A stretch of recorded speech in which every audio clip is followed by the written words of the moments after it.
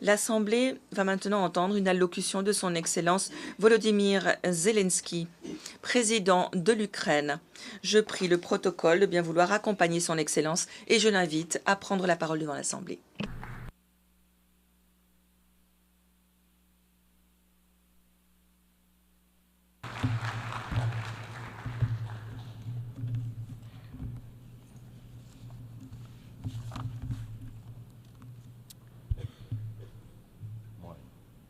Thank you very much.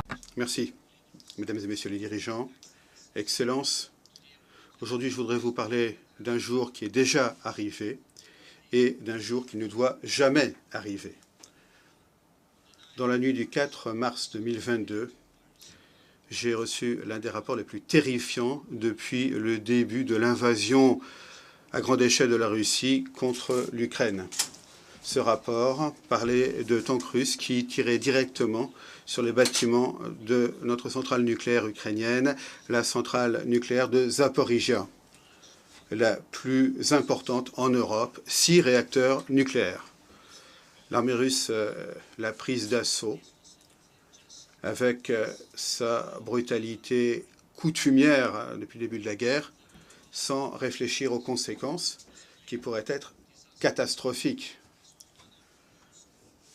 C'était là l'un des moments les plus horrifiants de la guerre, alors que personne ne pouvait savoir comment ces frappes russes sur cette centrale nucléaire se termineraient. Et chacun en Ukraine se souvenait de ce qu'avait signifié Tchernobyl. Aujourd'hui, la centrale nucléaire de Zaporizhia reste occupée par les forces russes, malheureusement. Et elle représente un risque d'accident nucléaire.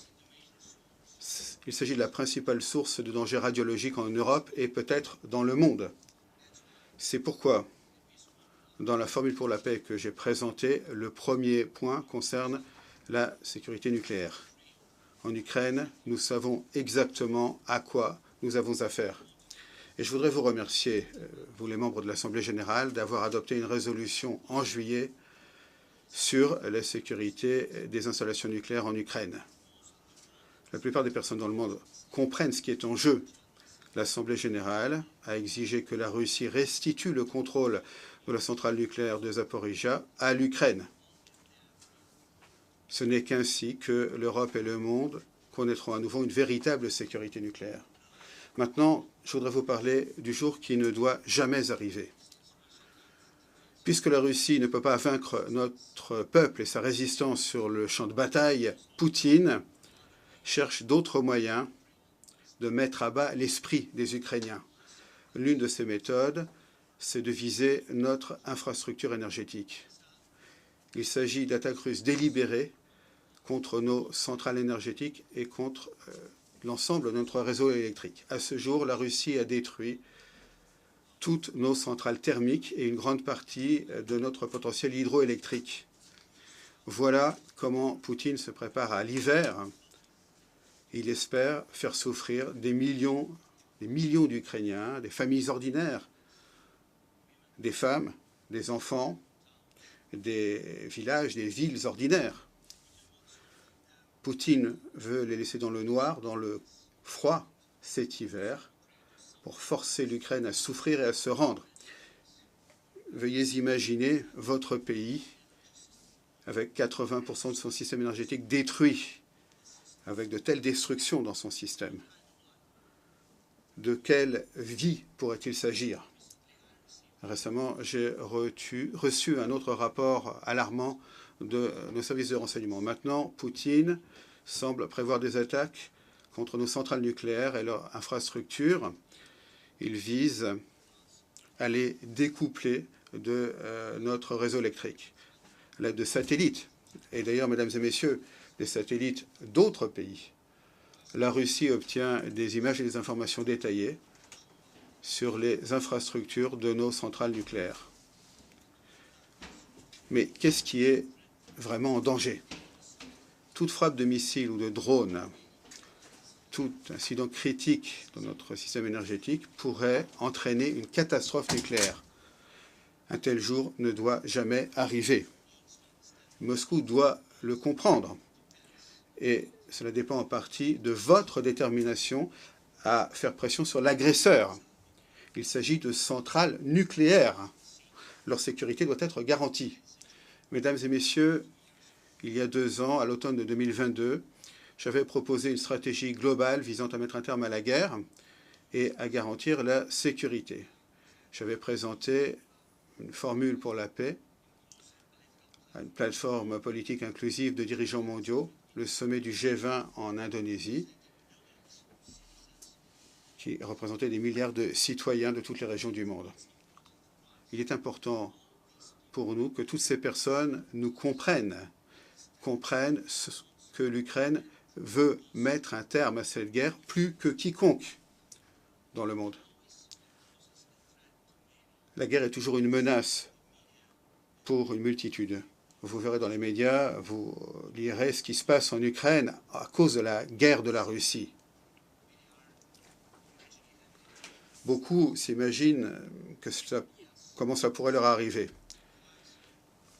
Et oui, la fumée des incendies dans les villes détruites par les guerres peut atteindre d'autres pays. Et si, ce qu'à Dieu ne plaise, la Russie provoque une catastrophe nucléaire dans une de nos centrales nucléaires, les radiations ignoreront les frontières des États et malheureusement, de nombreux pays pourraient en ressentir les effets dévastateurs. De nombreuses personnes sont préoccupées, mais c'est toujours dans les maisons détruites que l'on comprend le mieux ce que signifie la guerre. Si le peuple ukrainien, c'est le peuple ukrainien qui ressent toute la douleur de la guerre, ce sont les enfants ukrainiens qui apprennent à reconnaître les sons de différents types de munitions, de drones à cause de la guerre de la Russie. C'est notre peuple qui est séparé de force par l'occupation parce que Poutine avait décidé qu'il pouvait faire ce qu'il voulait. Ce sont nos soldats héroïques qui sacrifient leur vie pour défendre de notre pays des envahisseurs qui veulent voler nos terres. C'est pourquoi nous disons à juste titre qu'il ne saurait y avoir de paix juste sans l'Ukraine. Et je remercie tous les dirigeants, tous les pays qui nous soutiennent dans cette épreuve, qui nous comprennent, qui voient comment la Russie, un pays plus de 20 fois plus grand que le territoire ukrainien, veut encore plus de terres, ce qui est absurde. Et il les saisit chaque jour tout en voulant détruire son voisin.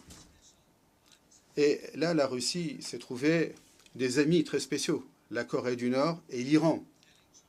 Un choix d'amis qui en dit très long. Et maintenant, chaque voisin de la Russie, en Europe et en Asie centrale, pense qu'il pourrait être atteint par la guerre également. Imaginez toutes les destructions que ça signifierait pour le monde.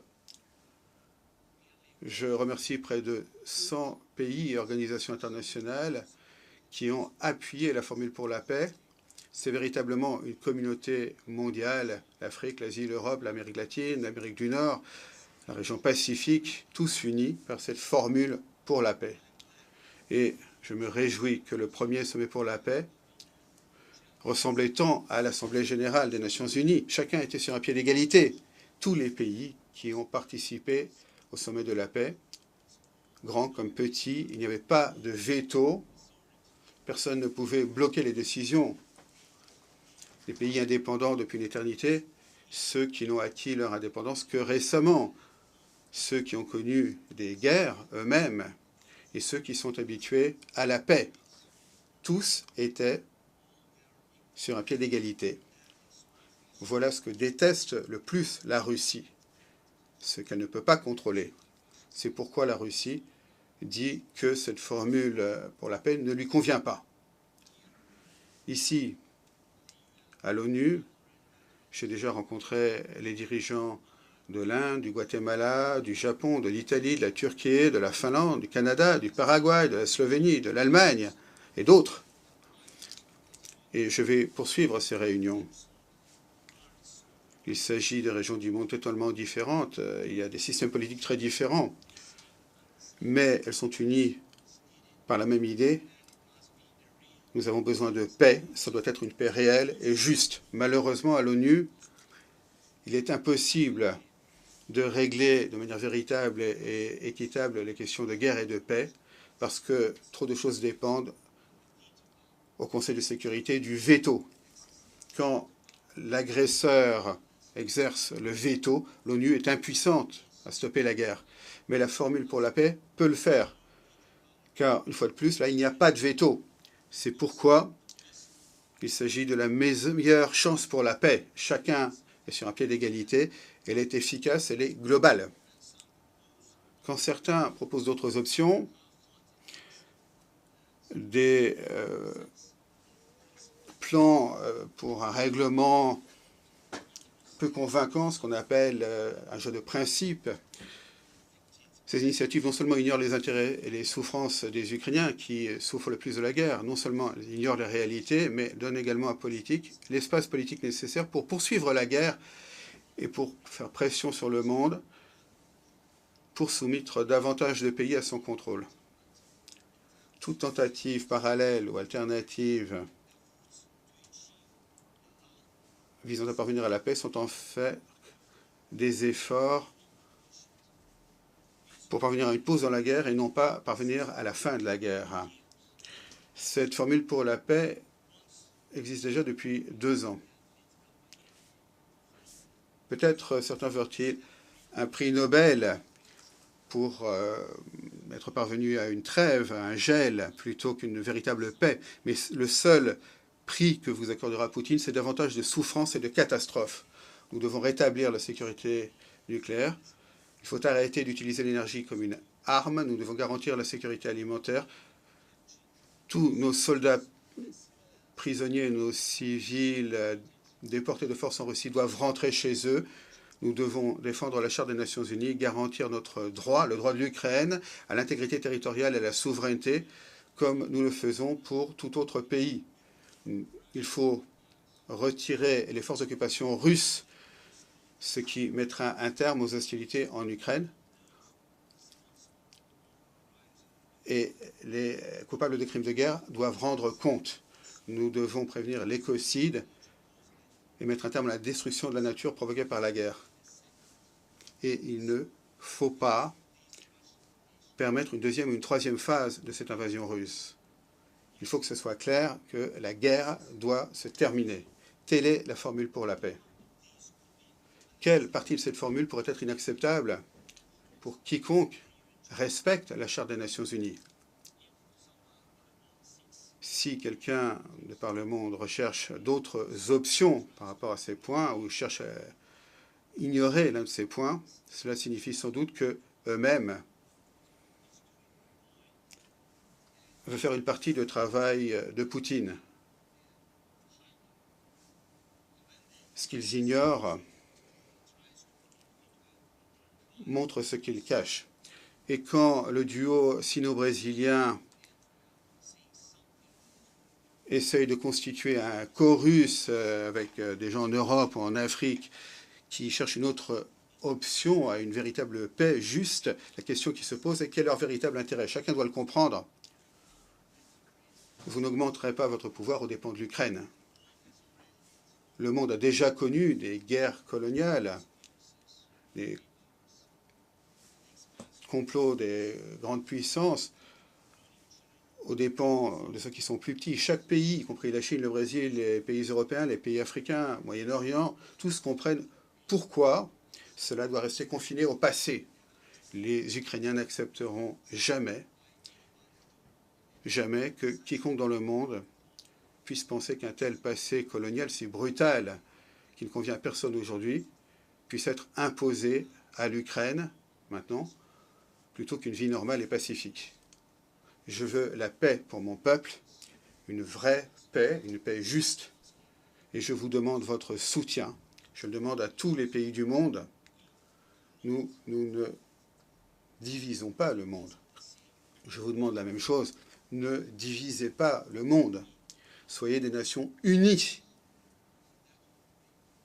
Voilà qui nous permettra de parvenir à la paix. Merci, Slava Ukraini. Au nom de l'Assemblée, permettez-moi de remercier le président de l'Ukraine.